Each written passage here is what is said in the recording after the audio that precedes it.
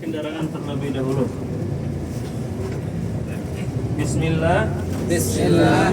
Alhamdulillah. Alhamdulillah. Subhanalladzi Subhanalladzi sakhkhara lana hadza sakhkhara lana hadza wa ma kunna wa ma kunna lahu muqrinin lahu muqrinin wa inna ila rabbina ila rabbina lamunqalibun. lamunqalibun. Alhamdulillah.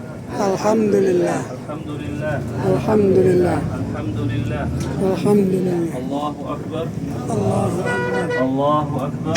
Allahu akbar. Allahu akbar. Allahu akbar. Subhanakallahumma Subhanakallahumma inni zalamtu nafsi inni zalamtu nafsi faghfirli faghfirli fa innahu fa innahu la yaghfiru dhunuba la yaghfiru dzunuba illa anta. illa anta. Baik, alhamdulillah wassalatu wassalamu ala Rasulillah wa ala alihi wa ashabihi wa wala. Asyhadu an la ilaha illallah wahdahu la syarika lah wa asyhadu anna Muhammadan abduhu wa rasuluhu amma ba'd. Mungkin berdiri aja kali ya, Mas. Ya. Antum juga kurangin Mas. Ya, bagaimana kabarnya Bapak Ibu? Ya, alhamdulillah masih semangat ya walaupun liftnya macet ya. Semangat. Ya. Baik, insyaallah pada hari ini kita akan melaksanakan tur kota Makkah ya, napak tilas di kota Makkah. Jadi insyaallah nanti ya kita akan ini beberapa tempat bersejarah yang ada di kota Makkah. Dan insyaallah kita juga pada hari ini akan melaksanakan manasik haji ya. Ya, karena kita akan mengunjungi tempat-tempat lokasi untuk pelaksanaan ibadah haji. Insya Allah hari ini manasik haji, tahun depan mudah-mudahan bisa berhaji. Amin. Ya rabbal alamin. Iya, secara hitungan manusia sudah seperti itu. Mudah-mudahan ya. Insya Allah dapat jalur lain, misalnya dapat undangan haji ya kan. Baik, Allah Subhanahu wa Ta'ala. Jadi untuk mengawali kita sudah berada di kota Makkah, alhamdulillah, kota yang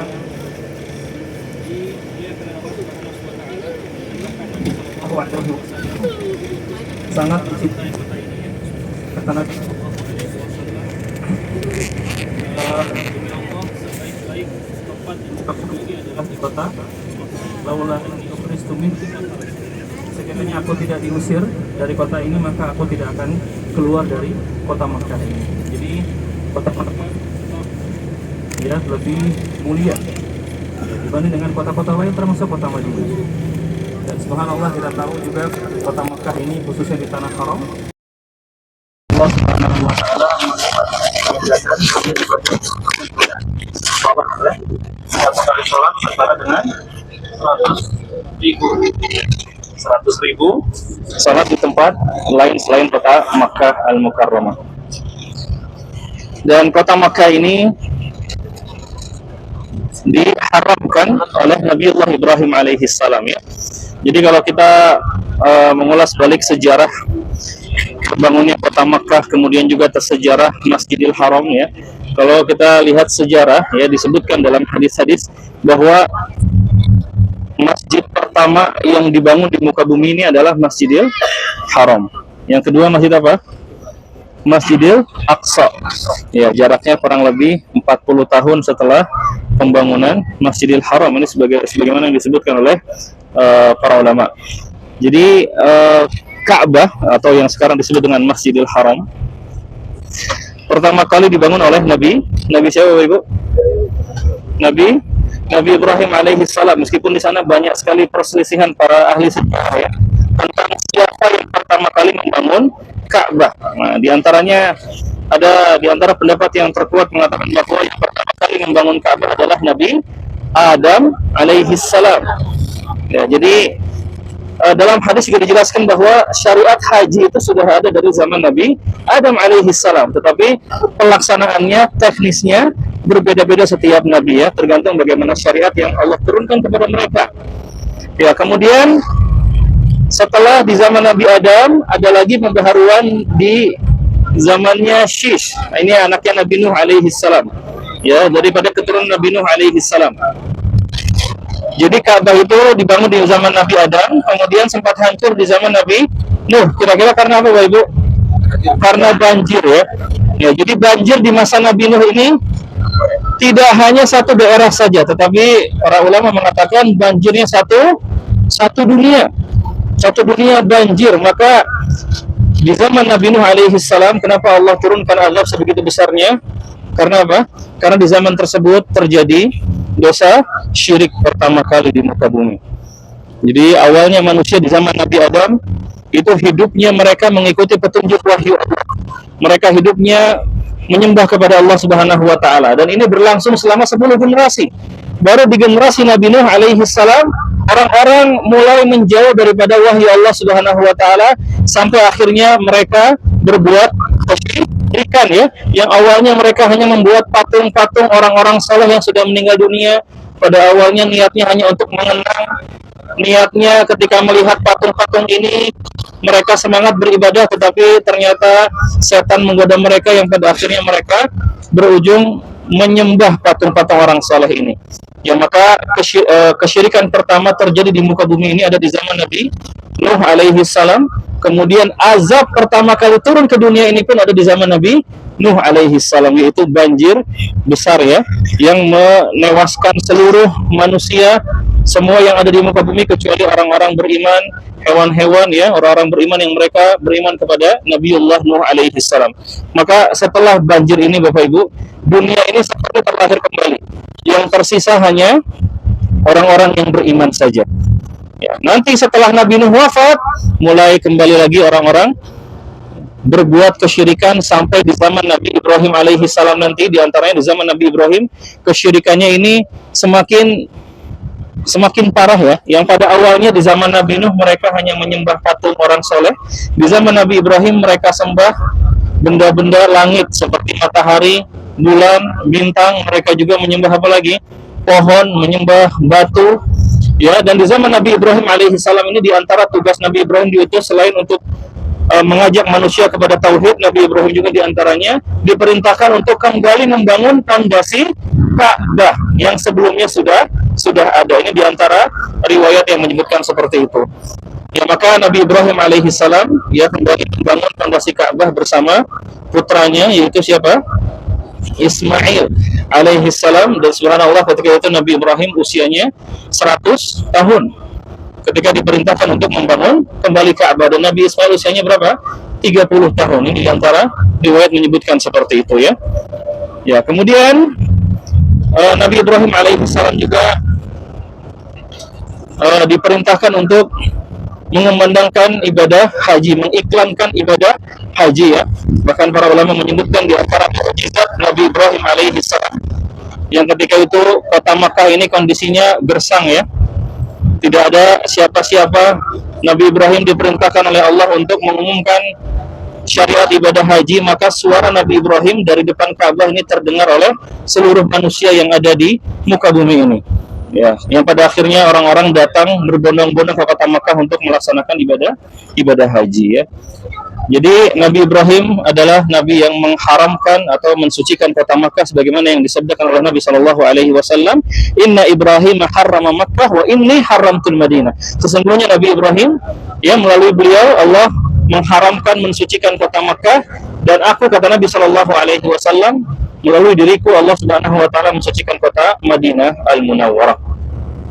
Dan kota Makkah ini banyak sekali namanya Bapak Ibu ya. Jadi tidak hanya sebutan Makkah saja. Nah, jadi ada di antara beberapa nama lain kota Makkah ya. Seperti disebutkan dalam Al-Qur'an ada Bakkah ya.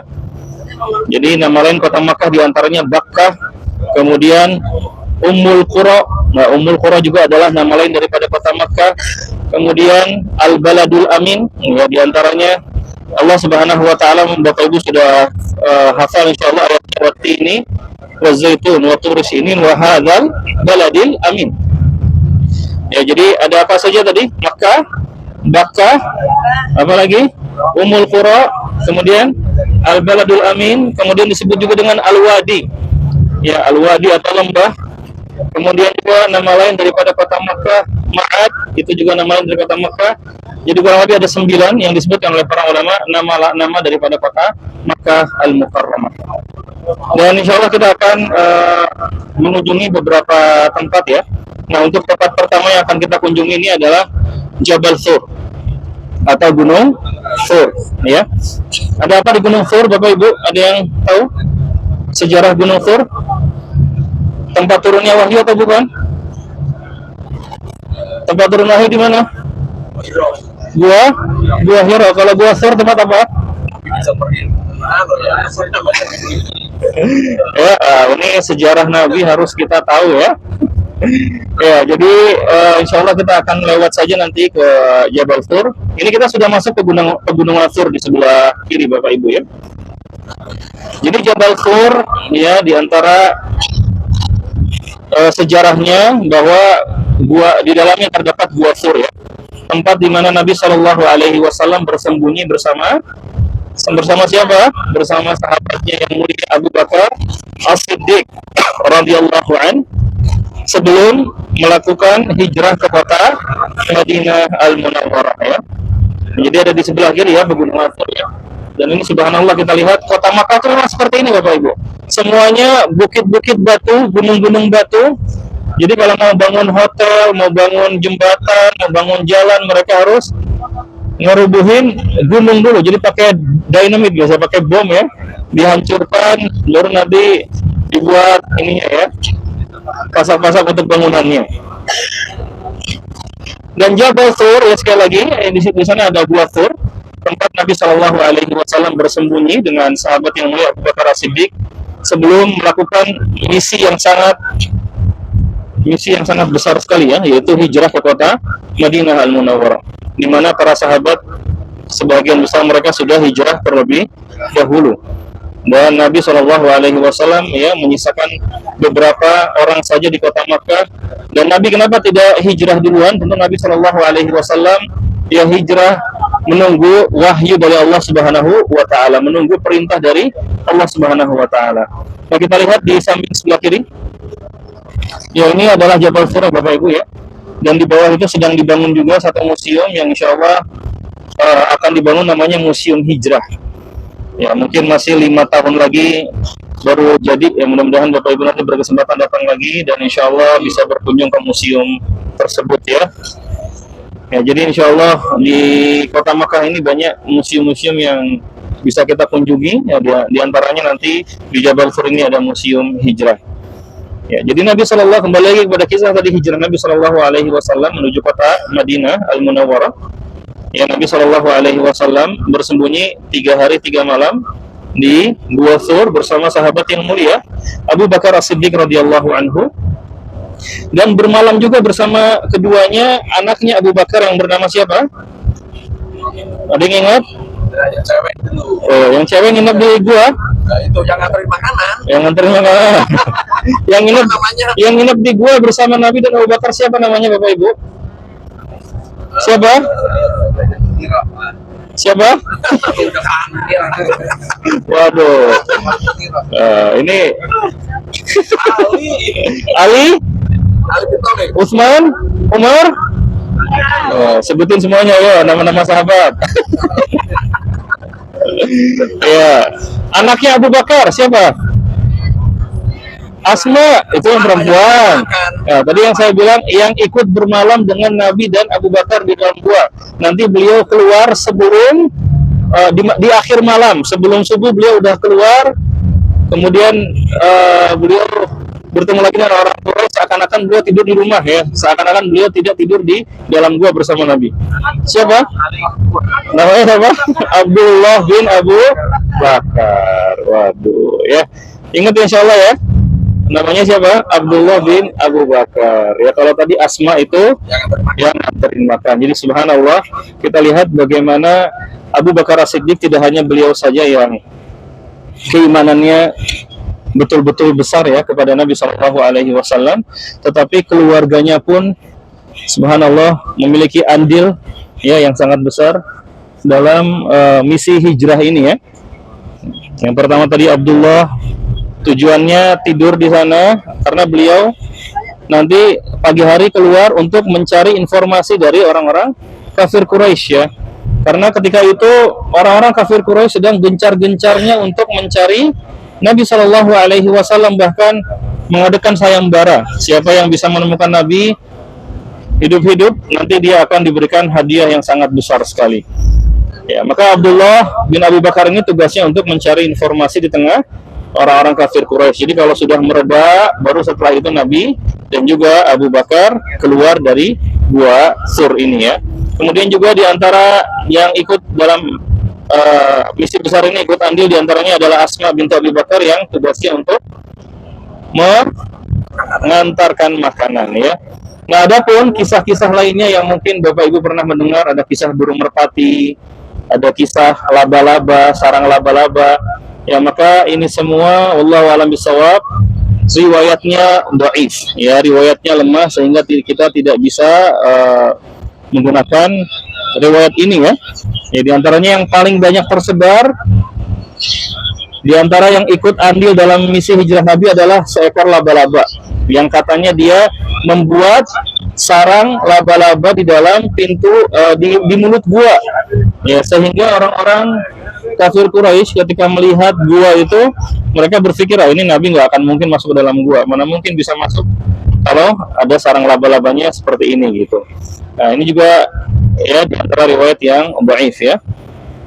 Kemudian juga burung merpati, ini semua dhaif ya. Adapun riwayat yang sahih sudah sangat jelas sebenarnya dijelaskan di dalam Al-Qur'an juga dalam hadis-hadis Nabi Shallallahu Alaihi Wasallam. Ya, setelah 3 hari 3 malam baru Nabi ya, ketika kondisi sudah aman ya, baru Nabi Shallallahu Alaihi Wasallam bersama Abu Bakar keluar ya, dan beliau ketika itu menyewa seorang guide ya. Siapa nama guide-nya Nabi ketika hijrah ke kota Madinah? Ada yang tahu? Siapa? Wah, nggak ada yang tahu ini. Lupa ya? Lupa atau nggak tahu nih? Oh, jangan pada tahu, ini tawadu banget pada nggak mau jawab ini ya. Ya, namanya Abdullah Al-Uraiqid. Namanya siapa? Abdullah Al-Uraiqid. Apakah dia seorang Muslim ketika itu? Ya, bukan ya. Tetapi inilah, jadi Nabi ada perjanjian dengan beliau. Jadi beliau juga tidak akan membocorkan rahasia ini. Dan Nabi Shallallahu Alaihi Wasallam bersama Abu Bakar ya, ditemani oleh Abdullah Al-Uraiqid. Dan perjalanan ke kota Madinah memakan waktu lebih kurang 8 hari. Ya, jadi berjalan dan juga beberapa kali naik kendaraan ya, unta. Jadi Nabi Shallallahu Alaihi Wasallam dalam misi hijrahnya kalau ditotal dengan bermalam di gua itu kurang lebih 11 hari ya. Nah, nanti bisa dilihat di sebelah kanan ini, subhanallah banyak sekali bus-bus ya. Kita hanya lewat saja insya Allah ya. Nanti kita akan turun di Arafah. Ya, jadi kalau kita naik ke atas banyak sekali di guanya ini, banyak sekali tulisan nama-nama orang-orang Indonesia ya. Nah, tiba-tiba ada nama-nama Supriyadi ya, nama Pak Ijo. Ya, ini diantara hal-hal yang sebenarnya harus kita hindari Bapak Ibu ya. Ya, tidak hanya di Gua Sur, di Gua Hiro, kemudian nanti juga di Jabal Rahmah, di Arafah. Ya, banyak sekali keyakinan-keyakinan yang saya sendiri tidak tahu dari mana asalnya. Cerita-cerita ini muncul ya. Ya, di antara yang nanti kita akan ceritakan tentang Jabal Rahmah ya. Ya, jadi Gua Hiro, Gua Sur ini hanya sekedar tempat saja Bapak Ibu ya. Ya, seperti di Gua Hiro misalnya banyak sekali orang yang berlomba-lomba naik kemudian sholat di dalam gua. Ya. Apalagi ini mohon maaf jamaah dari India, Pakistan, Bangladesh, di antara keyakinan mereka umrah itu tidak sah kalau tidak naik ke Gua Hiro. Jadi kadang mereka naik ke Gua Hiro pakai pakaian ihram kemudian berlomba-lomba untuk sholat. Murur bas ya. Ya, maka ini tidak ada dalilnya ya. Ya, kita datang ke sini tetap tujuannya adalah Ka'bah. Berdoanya di Ka'bah itu jauh lebih utama dibanding berdoa di gua-gua ini ya. Maka gua-gua ini tidak memiliki keutamaan sama sekali. Bahkan di Gua Hira Nabi Shallallahu Alaihi Wasallam setelah dapat wahyu surat Al-Alaq 1 sampai 5 beliau turun, maka beliau tidak pernah lagi naik ke atas gua tersebut. Ya, jadi tidak ada sama sekali keutamaan. Ya, ini kita sudah melewati Jabal Thur. Nah, insya Allah setelah ini baru kita akan melaksanakan manasik haji ya. Setelah ini kita akan mengunjungi tempat-tempat pelaksanaan ibadah haji, Bapak Ibu. Ya, di sebelah kanan bisa dilihat ya. Ya, ada yang mau foto-foto boleh. Keep show ya.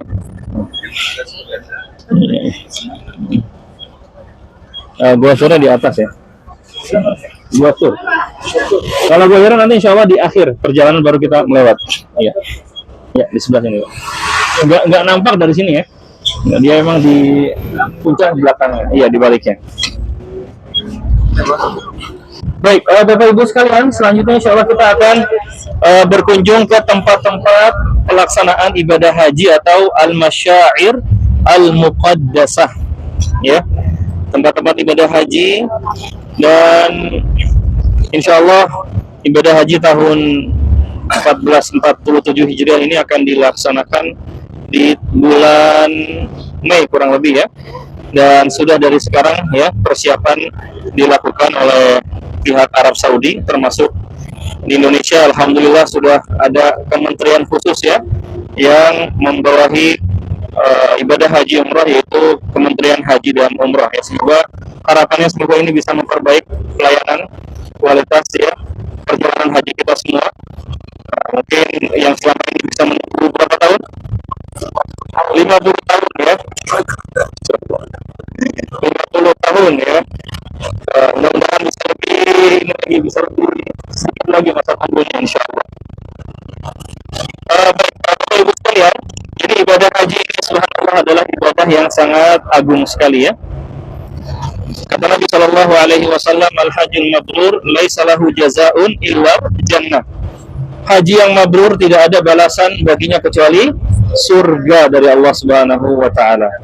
Ya, dalam hadis lain juga disebutkan man hajja falam yarfut walam yafsuk raja'a kayaumin waladathu ummuh.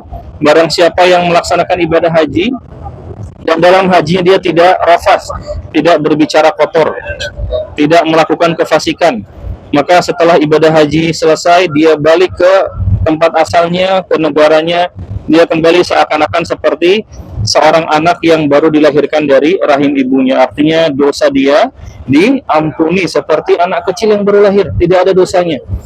Ya, suci ya. Dan ini diantara keutamaan daripada ibadah haji.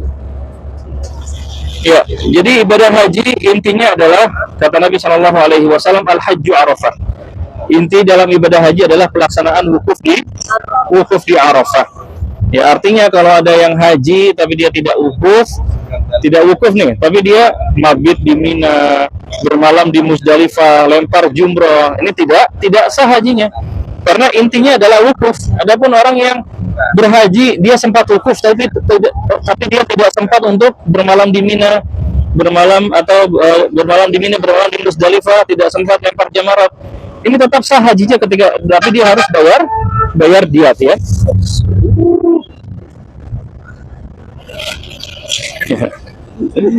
Masya Allah ini.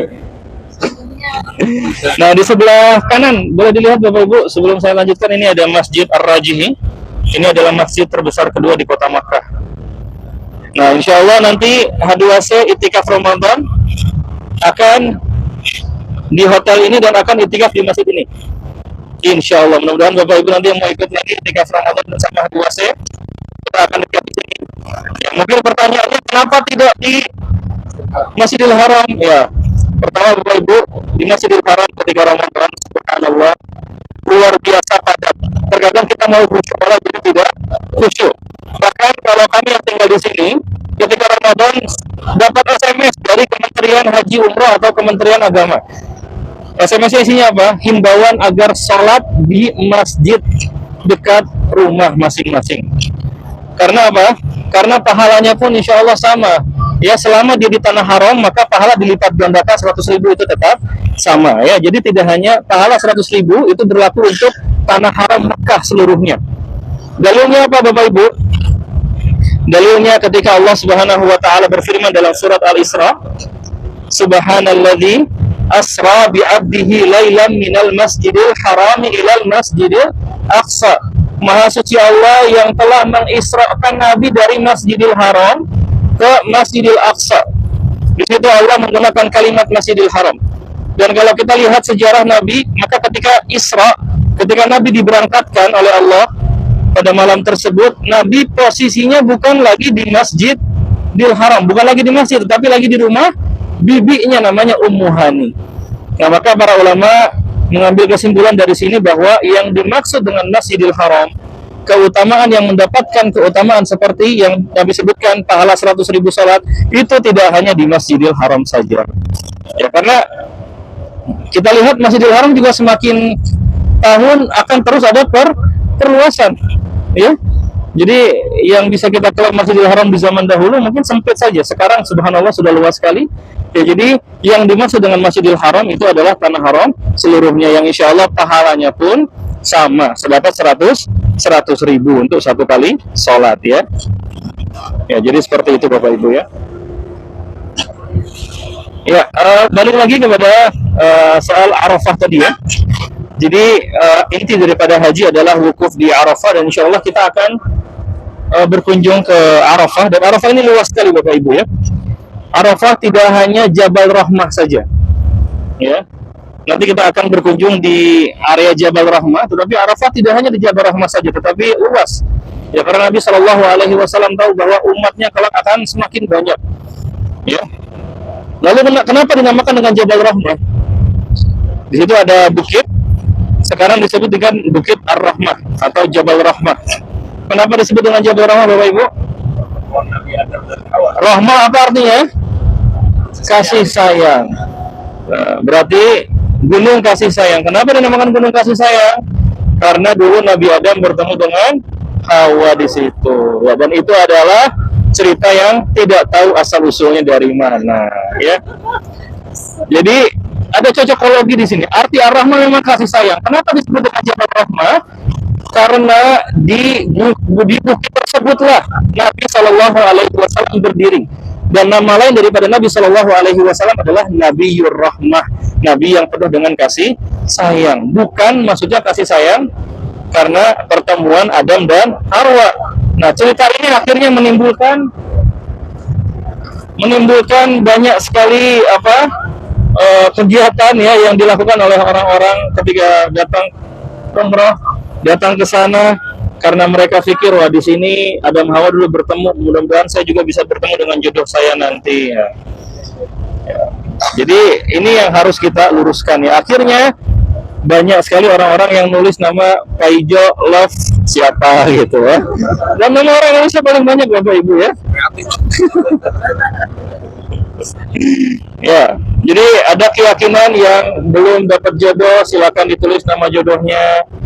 Atau juga kadang orang tuanya, supaya anak saya dapat jodoh, tulis nama anaknya di situ. Nah, ini adalah hal-hal yang mengundang kepada kesyirikan, ya. Jadi harus dijauhi.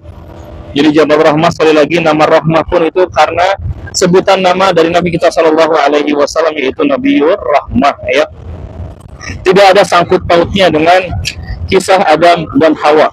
Lalu pertanyaannya, di mana Adam dan Hawa turun? Wallahu a'lam bishawab. Tidak ada yang tahu. Meskipun kalau kita lihat buku-buku tafsir, para ahli tafsir, mereka pun menerka-nerka setidaknya ada 3 tempat yang menjadi tempat yang yang mereka terka sebagai tempat turunnya Nabi Adam alaihi salam. Ini para ulama tafsir mengatakan, diantaranya ada yang mengatakan di daerah India. Nah, saya lupa istilahnya. Kemudian ada lagi yang mengatakan di Jeddah. Nah, makanya beberapa orang-orang Arab mengatakan asal usul daripada kota Jeddah. Jad apa artinya dalam bahasa Arab? Jeddah itu nenek, ya, maksudnya nenek moyang. Nenek moyang kita turun di sana. Ada lagi yang mengatakan mabaina Makkah wa Taif. Nabi Adam turun di antara kota Makkah dan Taif, dan itu ada di Arafah. Nah, Arafah ini adalah kota atau tempat yang berada di antara kota Makkah dan Taif. Nah, sebelum saya lanjut, nanti boleh dilihat, ini kita di tanah haram Bapak Ibu, ya. Dilihat di samping kanan itu ada tugu. Ini adalah tugu batasan dari tanah haram dan halal. Nah, sekarang kita sudah di tanah halal. Jadi kalau Bapak Ibu sholat di sini, pahalanya sama seperti sholat di Cikarang. Ya. Kemudian, nah, ini saya memperkenalkan kampus tempat saya belajar. Nanti boleh dilihat di sebelah kanan. Dilihat di sebelah kanan. Ini ada Universitas Ummul Qura. Nah, ini kampus tempat saya belajar, Bapak Ibu. Di sebelah kanan ya. Ini salah satu kampus terbesar di Arab Saudi. Iya. Ini kampusnya di sebelah kanan. Saat ini orang Indonesia cuma ada 35 orang. Sedikit sekali ya. Kalau di Madinah orang Indonesia ada 1.700. Di sini cuma ada 35 orang, Bapak Ibu. Nah, mudah-mudahan putra putri Bapak Ibu bisa sekolah di sini, insya Allah ya.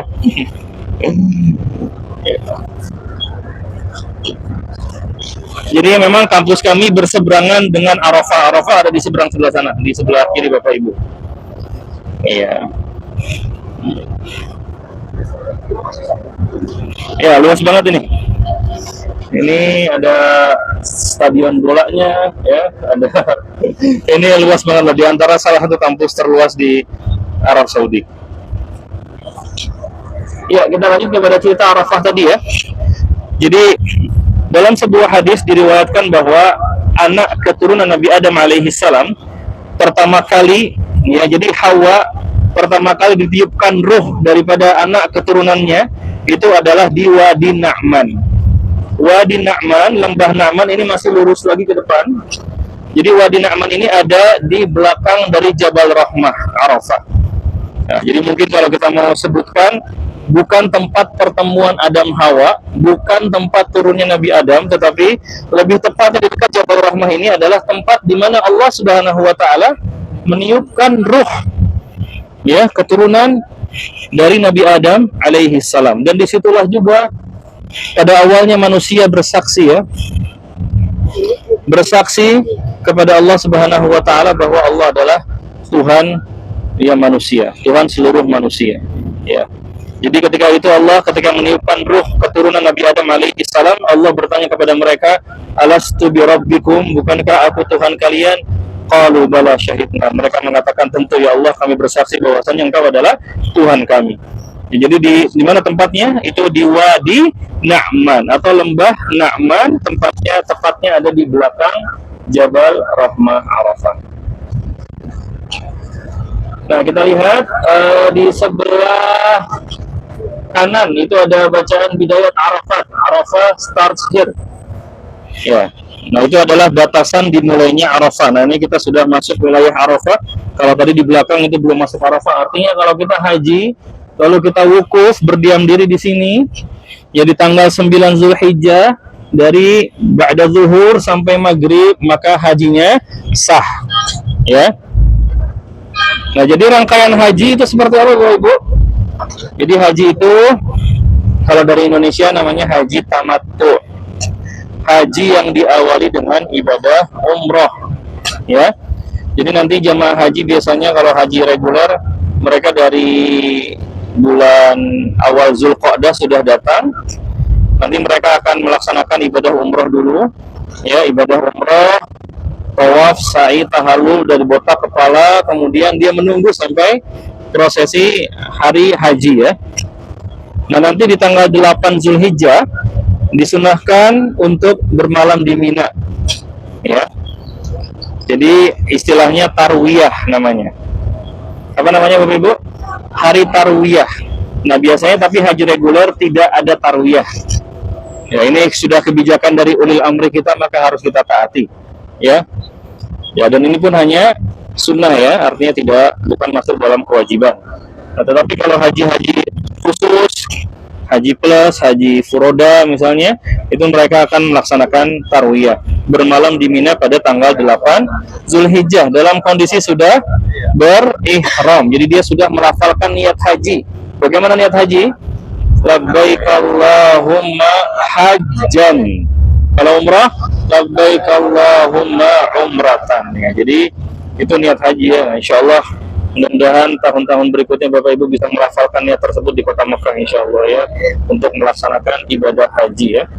Nah setelah tarwiyah di tanggal 8, di tanggal 9 maka seluruh jamaah haji datang ke Arafah untuk melaksanakan wukuf. Wukuf itu ngapain Bapak Ibu?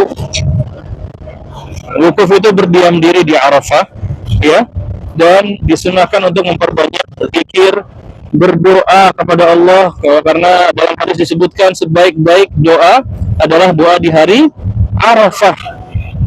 Dan di dalam hadis juga disebutkan ketika orang-orang ya berkumpul di Arafah, maka Allah Subhanahu wa taala akan berkata kepada malaikat, inilah hamba-hambaku yang mereka dalam kondisi berdebu ya, mungkin pakaiannya sudah kusur juga karena debu, maka kata Allah Subhanahu wa taala, apa yang mereka pinta akan aku kabulkan. Dan ketika itu malaikat juga mengatakan, wahai ya Allah, di antara hamba-hambamu itu ada fulan yang sudah banyak berbuat dosa. Maka apa kata Allah Subhanahu wa taala? Laqad ghafartu lahum. Sungguh aku telah mengampuni dosa-dosa mereka semua. Subhanallah.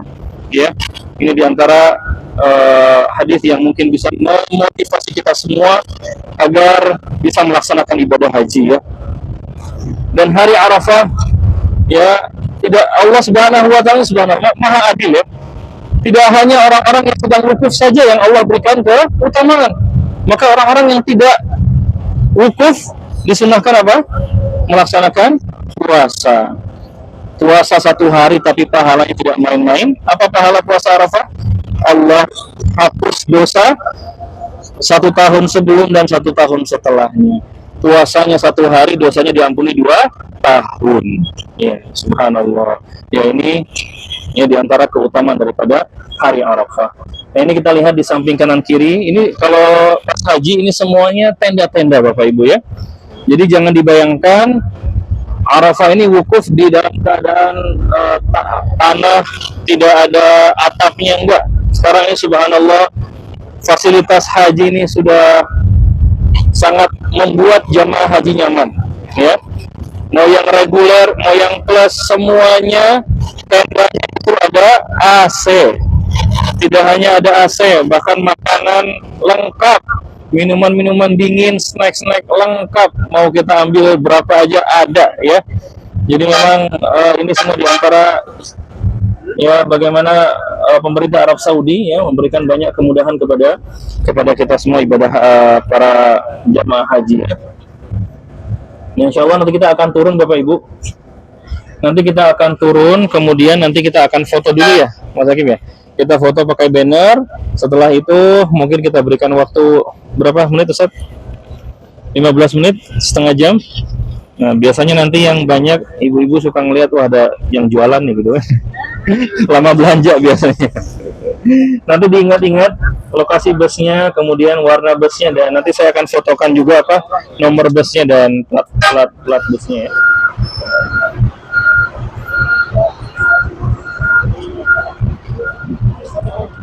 Ya, alhamdulillah saat ini kita berada di Arafah ya, tempat yang sangat mulia. Tapi tempat ini mulia hanya ketika hari Arafah saja. Artinya kalau bukan di hari Arafah, bukan di 9 Zulhijjah, maka tempat ini tidak ada keutamaan sama sekali. Tetap yang utama adalah di Ka'bah ya. Jangan sampai keliru ya. Banyak orang kesini sholat, berdoa, padahal ada yang lebih utama yaitu di depan Ka'bah. Sekali lagi tempat ini mulia hanya pada tanggal 9 Zulhijjah saja, di mana kata Nabi Shallallahu Alaihi Wasallam, khairul du'ai doa yaumi Arafah. Sebaik-baik doa adalah doa di hari Arafah, yang mana Allah akan mengabulkan doa-doa orang yang berdoa di hari Arafah, terutama orang-orang yang melaksanakan wukuf ya di Arafah. Ya, kita berdoa semoga teman-teman bisa Allah mudahkan untuk wukuf di Arafah pada tanggal 9 Zulhijjah. Amin ya rabbal alamin.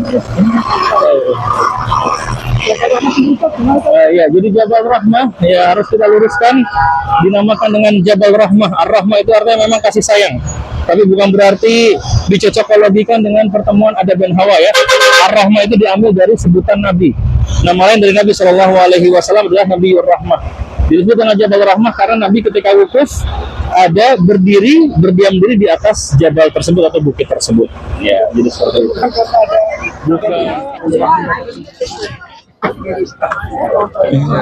Insya Allah haji itu mudah Pak. karena kita belum tahu jadi Nah, itu ya. kelihatannya gitu. Nah, sama kayak umroh kayaknya, wah susah gitu. Pas sudah dilaksanakan ternyata murah. Wah, harus praktek gitu.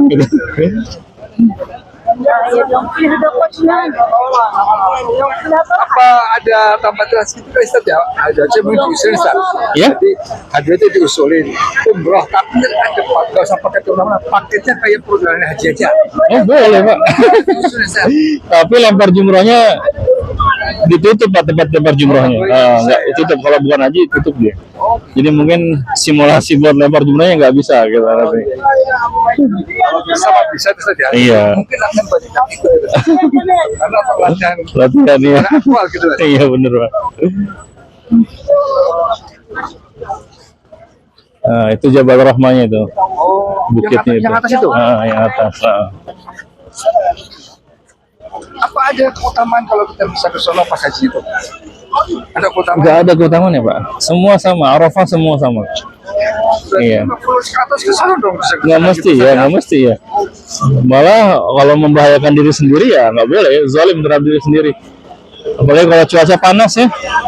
3 tahun belakangan ini haji kan cuaca di angka 48, 49, 50 derajat. Iya. Ya? Jadi lebih panas lagi. Insya Allah tahun kemarin haji musim panas terakhir. Nah ini kita mungkin musim semi, musim semi ya. Sebelum habis sejuk lah.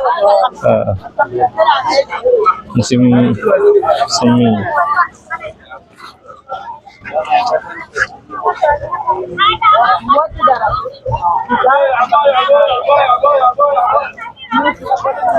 Ya, maghrib. Hajasi. مرحبا مرحبا مرحبا مرحبا مرحبا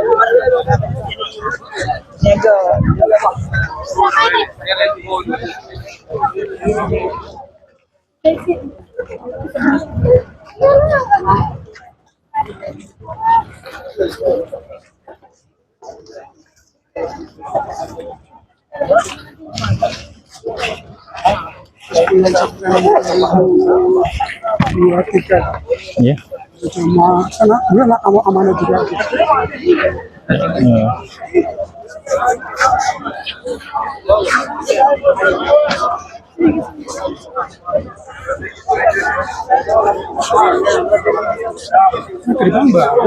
Baru.